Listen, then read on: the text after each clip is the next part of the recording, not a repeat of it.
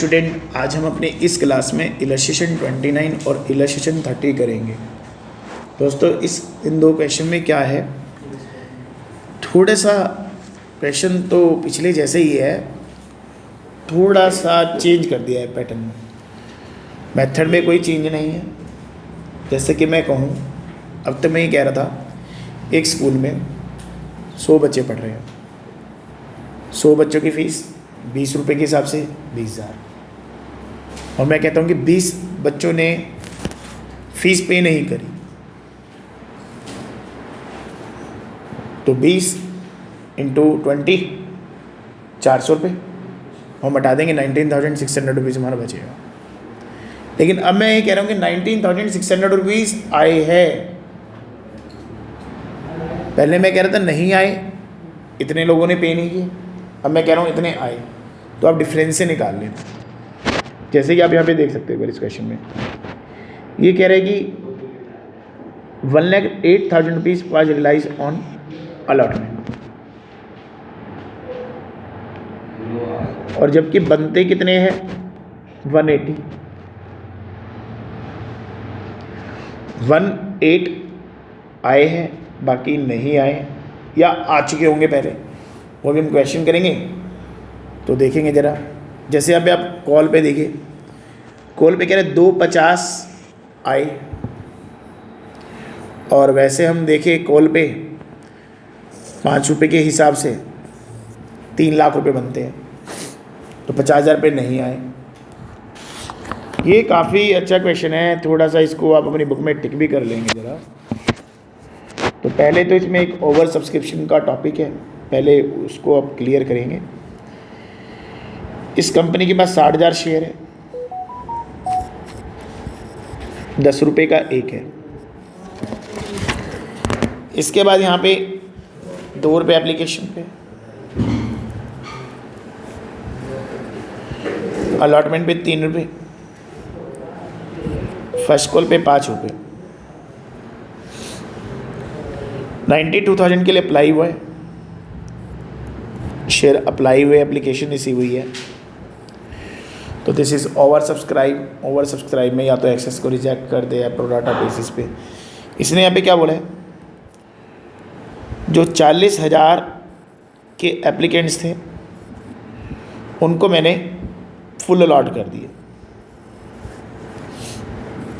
इधर मैं right side में अलॉट लिख रहा हूँ, इधर मैं एप्लीकेशन, फिर मैंने 50,000 एप्लीकेशन उठाई, इन लोगों को 40% यानी 50,000 का 40% 20,000 ये हमने इनको दिया। तीसरा, 2,000 शेयर की एप्लीकेशन उठाई, उनको हमने एक भी शेयर नहीं दिया, तो इनका पैसा तो आपने रिफ़ंड कर देना, वापस कर देना है। और जो सेकंड वाली कैटेगरी है, जिसको हम बोलेंगे प्रो राटा कैटेगरी, इनका जो सरप्लस अमाउंट आया हुआ है, इसको आपने ले जाना है अलॉटमेंट पे। देखो ज़रा, 50,000 शेयर है, 20,000 शेयर दिए, 30,000 एक्स्ट्रा एप्लीकेशन बनी, और 2 रुपये के हिसाब से 60,000 रुपये इनके आए सरप्लस। और ये आप अलॉटमेंट पे ले जाओगे, देखो इन पे मंगवाने भी कितने, 20 इंटू 3 60। तो साफ क्लियर है, इनका तो अलॉटमेंट पूरा हो चुका है, इनका तीसरे का वापस कर देना। एक बार मैं इसको वर्किंग नोट से समझा देता हूँ। एक वर्किंग नोट में बनाता हूँ,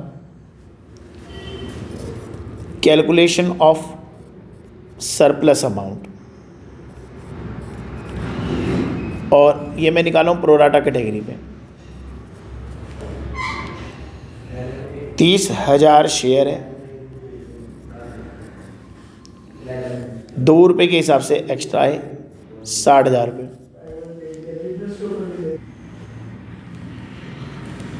60,000 रुपये इनका सरप्लस आया, इस सरप्लस को हम कहाँ लेके जाएंगे, अलॉटमेंट। तो दूसरा वर्किंग नोट है ना, आप ये वाला बना दिया करो, एडजस्टमेंट ऑफ सरप्लस मनी। पहला वर्किंग नोट सरप्लस निकाला, दूसरा वर्किंग नोट, इसको एडजस्ट करके दिखाओ।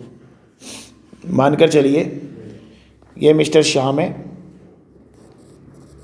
जिसने 50,000 शेयर पे एप्लीकेशन लगाई थी, लेकिन इनको 20,000 पे दी, 20,000 शेयर मिले हैं। तो अब इनके जो सरप्लस है ये श्याम जी हिसाब किताब मांग रहे हैं, मेरे 60,000 रुपये का क्या करोगे? तो कंपनी ने जवाब दिया, श्याम जी हमने आपको 20,000 शेयर दे दिए। श्याम जी आपके 3 रुपये अलॉटमेंट के हैं। श्याम जी से पूछा तो आपके कितने पे हो गए अलॉटमेंट के ऊपर?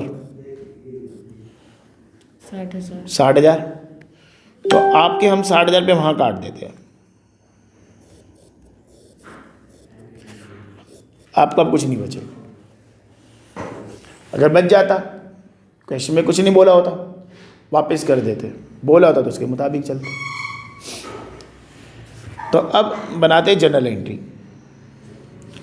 फर्स्ट जनरल एंट्री अलॉटमेंट पे, सॉरी एप्लीकेशन पे अमाउंट आने की 92,000 के लिए एप्लीकेशन आई है,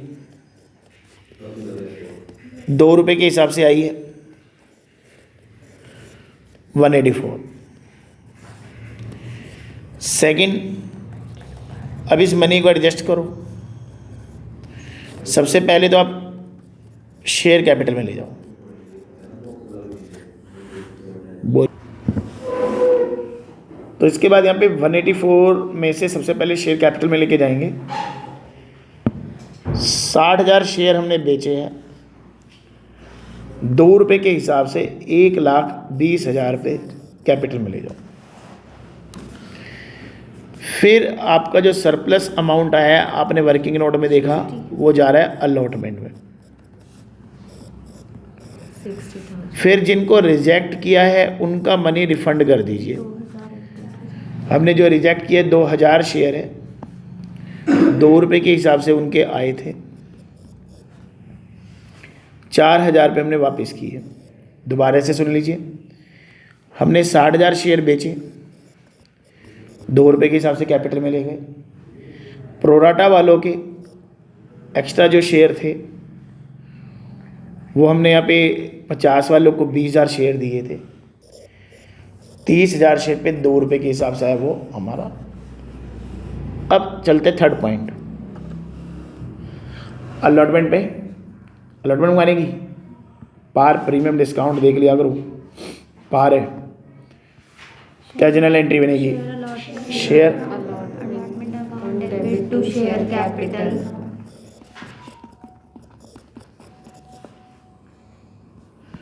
अलॉटमेंट पे हमने यहाँ पे 60,000 शेयर पे 3 के हिसाब से 180 मंगवाने हैं।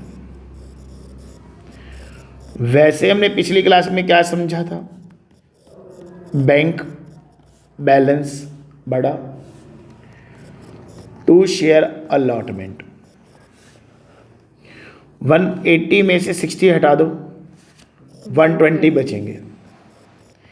लेकिन हमारे क्वेश्चन में बोला हुआ है कि अलॉटमेंट के ऊपर 1,08,000 रुपये आए हैं, तो 1,08,000 रुपये आप यहाँ पे लिखोगे। एक वर्किंग नोट यहाँ से और निकल के आ रहा है, तीसरा वर्किंग नोट। वो क्या है वो ज़रा ध्यान से देखना। मैं तीसरा वर्किंग नोट यहाँ पे बना रहा हूँ। भाई टोटल अलॉटमेंट मनी हमारी कितनी बनती है यहाँ पे? 1,20,000। 180 बनती है, 60 हट गई। 60,000 इंटू 3 180। सरप्लस जो एडजस्ट हो गया 60, 120 जो आपने रिसीव करने थे,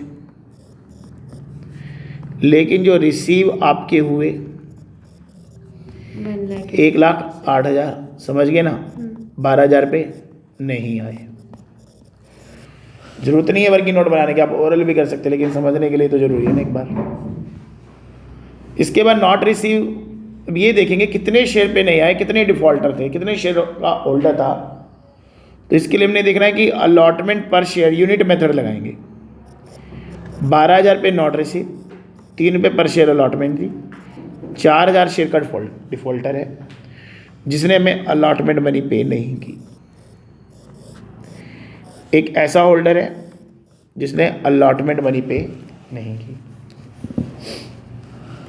इसके बाद आगे चलते हैं, फर्स्ट कॉल मंगवाते हैं। Share, first call to share capital 3 lakh, then bank debit to share first call. Question में खुद इसने कहा है 250, तो 50,000 रुपये नहीं आए, तो इसके लिए भी ज़रा वर्किंग नोट बना लेते हैं हम। Fourth working note, total first call money minus received, आगे आपके पास 50,000 रुपये नॉट रिसीव। मेन तो हमने ये निकाला नंबर ऑफ शेयर, जो डिफॉल्टर है 50,000 शेयर पे 5 रुपये पर 5 रुपये में पर शेयर फर्स्ट कॉल मंगवाई है। देखो तो 10,000 शेयर पे हमारी फर्स्ट कॉल नहीं आई, मतलब कि कुछ डिफॉल्टर इस बार और बढ़ गए। डिफॉल्टर तो थे ही, मतलब समझना कि वो ये कह रहा है 10,000 शेयर पे फर्स्ट कॉल नहीं आई, 4,000 तो यही होंगे जिन्होंने अलॉटमेंट नहीं पे करी थी, फर्स्ट कॉल भी नहीं पे करी। एक नया डिफॉल्टर आ गया 6,000 शेयर का, जिसने हमें फर्स्ट कॉल मनी पे नहीं करी। बस आगे क्या करें, डायरेक्टर डिसाइड टू फॉरफिट दो शेयर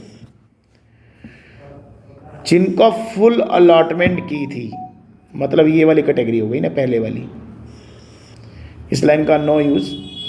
और जिन पे allotment overdue unpaid, overdue बोले अनपेड है, वो कौन से शेयर है, वो ये 4,000 है, इनको फॉरफिट कर दो। इन डिफॉल्टर ने अलॉटमेंट नहीं पे करी, फर्स्ट कॉल ने पे करी, क्या जनरल एंट्री बनेगी, share capital account debit, share capital debit. पूरा का पूरा हमने कॉल कर लिया 10 रुपये, जो आ चुका है सिर्फ एप्लीकेशन आया है, शेयर फॉरफिट, ठीक है, 2 रुपये के हिसाब से आया है। 2 जो नहीं आया अलॉटमेंट 3 रुपये के हिसाब से, और फर्स्ट कॉल 5 रुपये के हिसाब से। मल्टीप्लाई कर दो, जितने उसके शेयर थे, 4,000 शेयर थे, 40,000, 8,000, 12,000। नेक्स्ट क्वेश्चन, ये भी थोड़ा हटके क्वेश्चन है, देखो जरा। इसके पास यहाँ पे ऑथराइज कैपिटल कोई काम की नहीं, 6,000 शेयर फुल्ली पेड, वेंडर को दिए। 2 एंट्री है, एडवांस में करके रख दिया करो, बच्चे कई बार भूल जाते हैं। 6,000 शेयर वेंडर को दिए बिल्डिंग खरीदने के लिए, पहली एंट्री बिल्डिंग खरीदने की, बिल्डिंग डेबिट, वेंडर क्रेडिट, और फिर वेंडर को 6,000 शेयर देने। इसके बाद आगे की कहानी स्टार्ट होती है, बस प्रेजेंटेशन का खेल है, अपने काम को आसान बनाने का। एक इसमें टेबुलर फॉर्म में हम बनाएंगे चार्ट। 8,000 शेयर यहाँ पे है हमारे,